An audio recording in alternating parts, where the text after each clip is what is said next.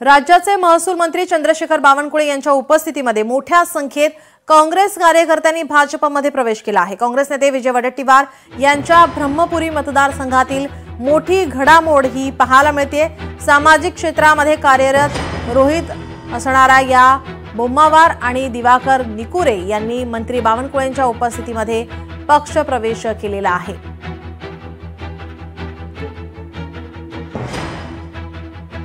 विजय वडेट्टीवार यांच्या मतदारसंघातील ही मोठी घडामोड मानावी लागेल। काँग्रेस पार्टीमध्ये कोणी नेता एकामेकाला सहन करत नाही। या पार्टीमध्ये भगदड वाचलेली आहे आणि काँग्रेसच्या कार्यकर्त्याला हे माहिती आहे की जनतेने काँग्रेसला सोडलाय, म्हणून काँग्रेसला कार्यकर्ते सोडतात आहे। राहुल गांधी आणि महाराष्ट्राच्या नेत्यामध्ये काही तारतम्य नाही आहे।